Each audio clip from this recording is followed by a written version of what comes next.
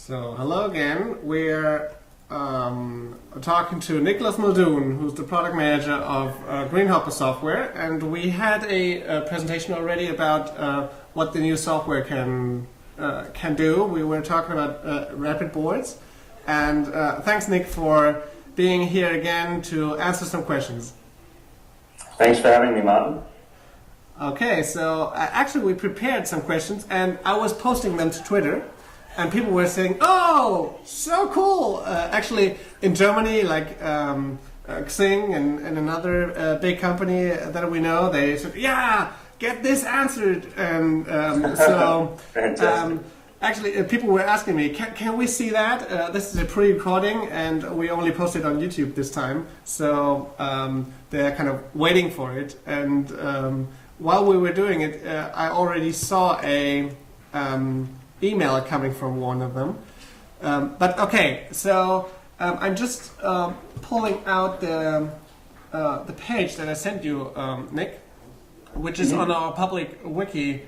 And so if you're viewing this as a video, you can go to this website here, infos.seibertmedia.net, and search for Greenhopper 5.8, and you'll find this page that we'll run through with Nick to get some questions answered, especially the first part, the paper and agile teams was important for our customers. And so, Nick, if you're okay, I would just read out the question and then ask you to give us a short answer.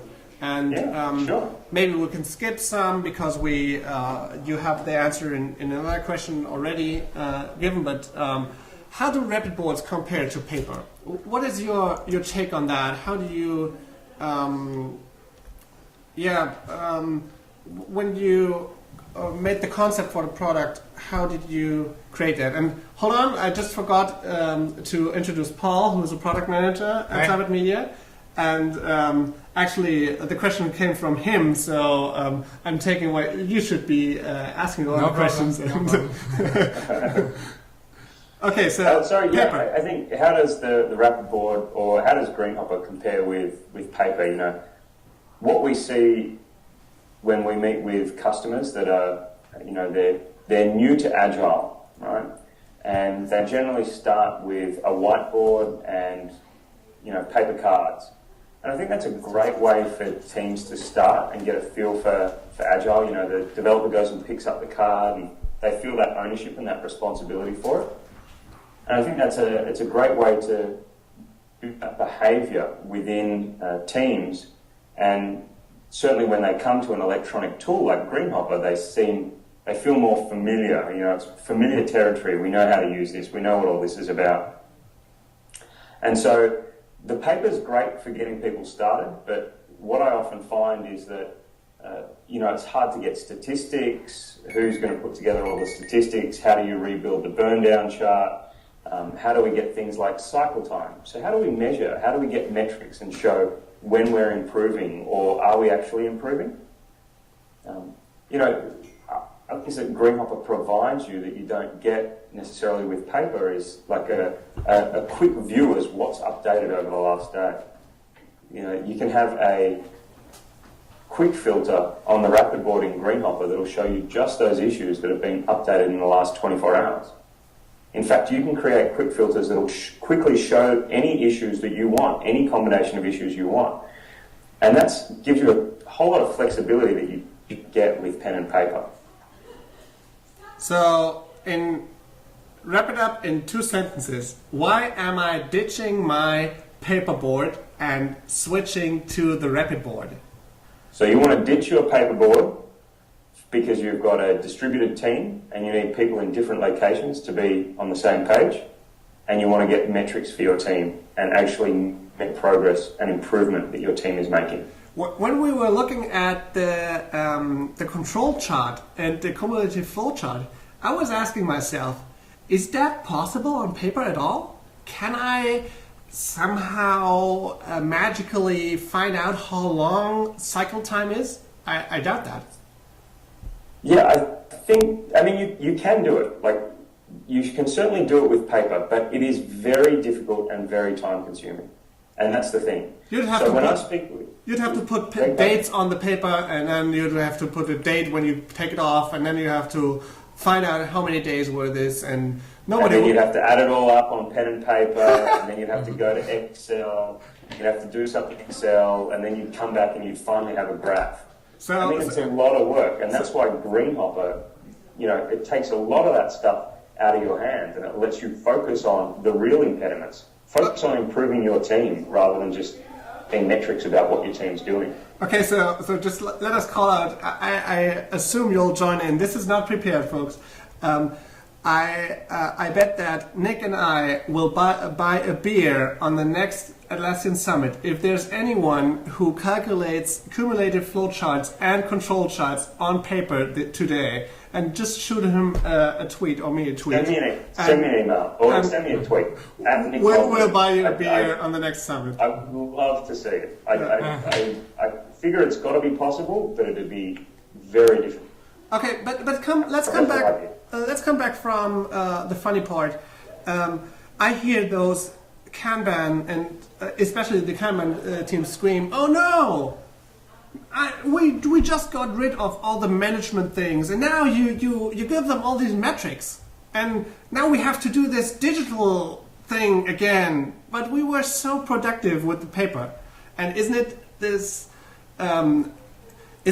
paper much more productive, faster, more present, and simply better than software?" Look, I think for some teams, paper is the way to go. If you had a very small team in one location, 4 or 5 people in one location, the cost of communication between the team are very low. But when you start getting a bigger team and you really need to record and track what's happening and record the conversations around different stories, that's when an electronic tool is so important and so valuable. So, I wouldn't recommend, if you're comfortable with paper and a whiteboard, stick with it. I wouldn't recommend that you change if you're comfortable with what you're doing today. If you want to measure your progress as a team and demonstrate that you are making improvements, if you really want to focus on minimizing cycle time and limiting the amount of work in progress, then I think you need to be looking at a tool like Greenhopper. The tool's going to assist you and manage that stuff for you so that you can focus on what your job is, and that's delivering awesome results for your own customers. Yeah, absolutely. And this is an awesome answer from somebody whose task, at least to a certain point, is to sell the software. That you say, okay, in a team, let me wrap this up. In a team with like 3 to 5 people that is in one situation and that has a paperboard and comes by good with that, you would say stick with that, correct? If it's working for them, right? Let's be clear. Agile is all about continuous improvement, right? We want to continually improve what we're doing. Now, if I can't measure that I'm continually improving, I kind of wonder if there's any value there. How can I measure if I'm delivering value to my customers in an efficient manner? That's why I really want an electronic tool to provide that information for me. Right? Now, as I say, you can definitely pull metrics out of paper and a whiteboard. It's just very difficult and very time consuming, and I'm not sure there's much value in that. Right? The value is in the solution that you are providing to your customer. Okay. Did all Atlassian teams work with Greenhopper prior to Rapid Boards? Or? Yeah, all of the teams at Atlassian, they definitely use Greenhopper. A lot of them are switching over to Rapid Board. We've had some great internal customers over the past 3 or 4 months. But I should point out that we still have physical card walls at Atlassian, right? We do user story mapping. And that's a physical exercise. That's something that Greenhopper doesn't help you with today. We have idea walls. So what am I going to work on for my next FedEx project? We have tons of cards on an ideas wall. They're slightly different. It's not sprint planning per se. It's not a Kanban team, but still there's a place for that. That high visibility. And even when we have the wall boards. The wallboards that we have internally on these TVs, They show all of our metrics. They show our support requests, our sales figures. They show the Twitter stream. You know, they give us all of the information that is relevant to us as a team. But it doesn't, you know, it's not the be all and end all, right? If you're and I know I've gone off the cuff, and this is a bit of a segue, but honestly, if you're an agile team and you are delivering value to your customers regularly, and you use a whiteboard and paper, then there's no need to look at a tool. If you're a team that's trying to pick up agile and you're struggling, you know, to adopt agile with just a whiteboard and just paper, then a tool's not going to help you either, right? Because there's deeper problems that you need to address about how you're actually developing software and how you're interacting with your customers.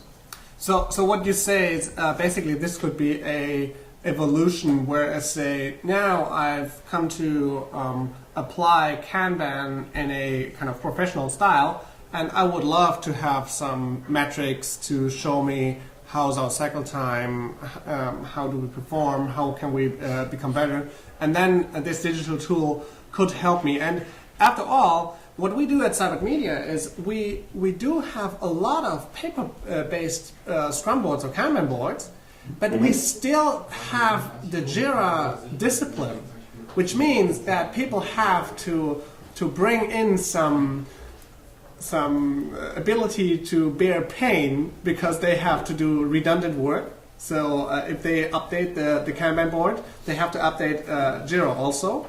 And it actually, this is working quite well.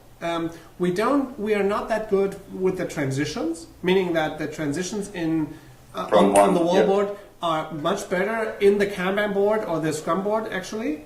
But when the issue is finished or in QA, then Jira becomes to live again. And actually, we also book on the Jira issues. So I would say. What does that mean? Sorry, that you book on. All the times. Time booking. No, we do time. Oh yes, of course. Right. Yep. So as Seibert Media is gaining most money from time and materials, we have to book our times. And right. Yep. So maybe you can go with the next question. Yeah, sure.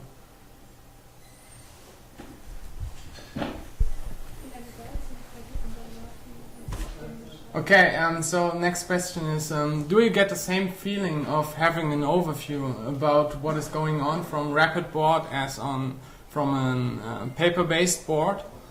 So it's like on the paper-based board, it's like you see everything, all the stories, maybe the whole backlog. So do you get the same feeling from the board? Or?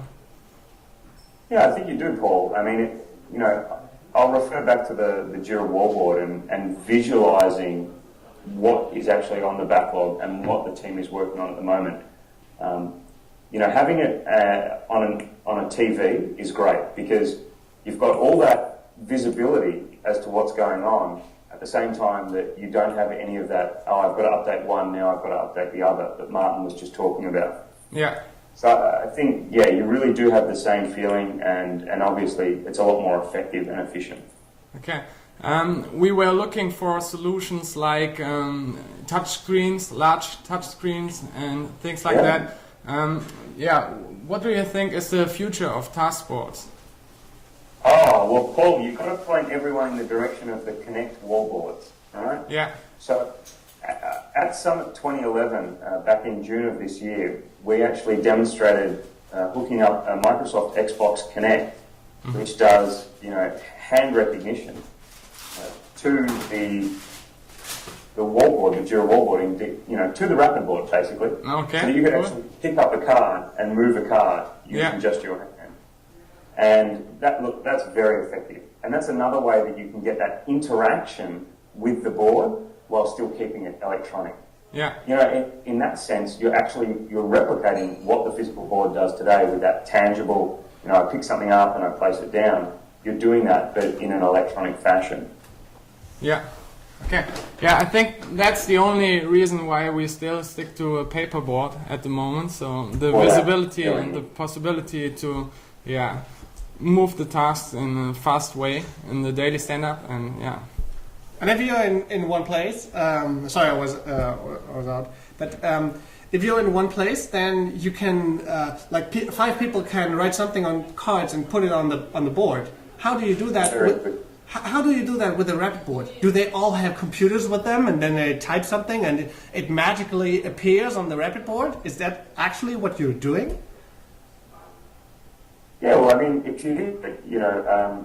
generally the team is situated around their board, and in the scenario where you have Connect wallboards and you're using that electronic wallboard instead of a physical wallboard, there's a computer driving it, and so the team member will just start typing the stories in instead of writing it down on pen and paper. Oh, I can't read Paul's handwriting, or oh, what did Martin say here? There's none of that. We just type it in, and then we type in our conditions of success or our acceptance criteria, and we can do that right at the actual wallboard itself. Which takes a bit more of time, right? Well, I don't know. I mean, it might take you more time to type it in. I would argue, certainly for some of the handwriting that I've seen, it would take longer for me to decipher what someone has handwritten than it would for them to type it in. Yeah, okay. I mean, our programmers are much better typists than they are handwriting. Yeah. That's all I'll say. This is agreed. We're fully on your side. But at the same time, I assume that people will feel that it is more natural to just put it on paper and put it on the board than having one sit there and all the others waiting for him typing that in. I agree with you. I don't know why the others would have to sit there and wait. If we talk about a planning session, you'll often find that there'll be a couple of people and one person can quickly create and edit issues. As the rest of the conversation's going on. It doesn't have to be a stilted conversation. Everyone doesn't wait until Bob's written down the story. Everyone doesn't wait until Bob's typed the story. The conversation still goes on. Yeah, okay. So let's go to the paper and agile teams. So did you ask the question about the Scrum trainers? No. Okay, so if you're, especially, I only know the German market, but in Germany there are like very strong Scrum trainers. They come like kings into your workshop.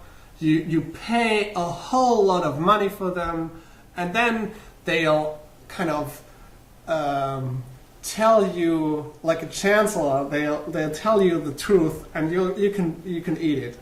And one thing that they'll definitely tell you is your tool's paper. Because just to look at it from a systematic approach, as I am a partner of Atlassian in Germany selling your software, I would tell people, look, use software. This is cool. Because we all earn money from that, right? And the Scrum trainer, he earns money from doing people not using tools, but using paper, and ask him how to do that. So it is his systematic approach to, or it is his systematic interest, not to promote tools, but to promote paper. But from a contact perspective, how do you react on that? Because those people are very kind of, they are mighty. Yeah, well, what you described, Martin, is not unique to Germany. I mean, you find that all over the world, that there are Scrum trainers that would prefer people to use pen and paper. I'm not so sure that it's about them. I think when they do that, they really talk about the origin of agile. It's not about the tools. The tools are the antithesis. What we really want to do is we want to have a discussion with our customers. And, if we go back to the discussion earlier about the very small team, right? I think that can work in a very small team, and I think it can be effective in a small team when the customer's sitting right here next to me. But what I find in talking with our customers, of which we have over 10,000 Greenhopper customers globally, when I speak with them, the customer rarely sits right next to the team. There's generally a proxy for the customer. Or there's a number of customers, and how do we prioritise what different customers are asking for out of our out of our customers' solution. And I think that's really where the tools come into the forefront. Not to say that what the Scrum trainers are doing is wrong. I think the Scrum trainers are trying to ingrain that into people so that they get the principles of agile. It's all about continuous improvement. It's all about you having ownership. The team is responsible. That person is not a QA engineer. That person is part of the team, and the team owns quality. And so the Scrum trainers are trying to reinforce this message. And the easiest way for them to do that is by using pen and paper. Yeah. I also know many Scrum trainers that obviously use a tool and support the tool. Don't get me wrong. I was just like exaggerating. I know that there's a lot of good faith behind that, and we see ourselves that paper can help a lot, but we also see that tools can help a lot. And I like the approach of your answer. We have to be pragmatic, right, Martin? I mean, we have to be pragmatic and work with... The thing is, not every team is the same. In doing this for 2.5 years, being product owner for Greenhopper for 2.5 years, I haven't found any two teams that are exactly the same, right? So I know that what works for one won't work for another, and I don't want to be very prescriptive in, you should do it this way, right? If you look at teams at Atlassian, as I say, we have teams that use a physical wallboard in conjunction with Jira and Greenhopper. If you look at our teams here, that half of the team is in Sydney, the other half of the team is in Poland, or half of the team is in Kuala Lumpur, the other half of the team is in San Francisco. How would they deal with that? Like, you can only go so far, and when you look at the real-world scenarios, they're so varied and unique. It's wonderful. It's a whole lot of fun because it gives us so many opportunities to make individual customers awesome. Yeah. Okay, Nick. Why don't we do it like this? It's very late for you already, so maybe Paul can read out the rest of our questions. And for each question, you have like at the maximum 3 sentences to answer. You may think before, but this way we'll make a quick finish here. Okay. Are you ready? Yes. Okay, Nick.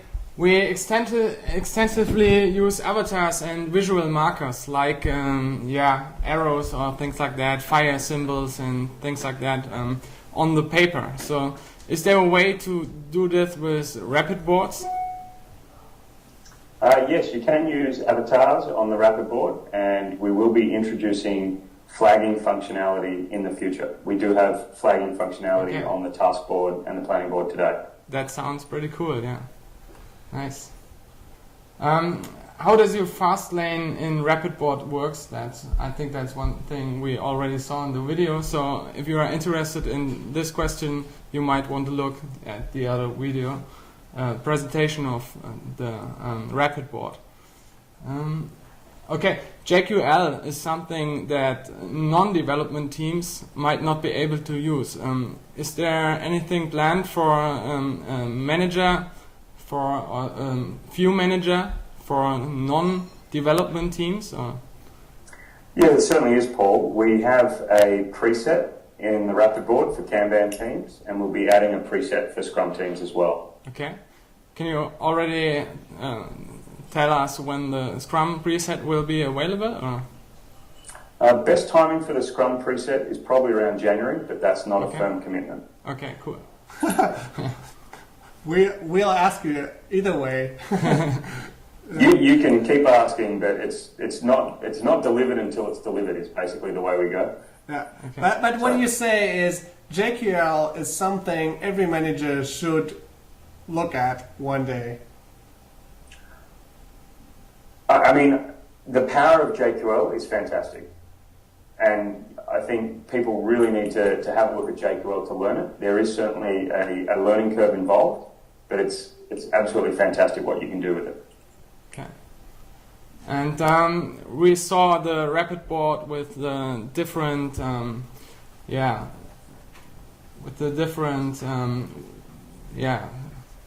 I don't know. Wo bist du jetzt gerade? I'm here.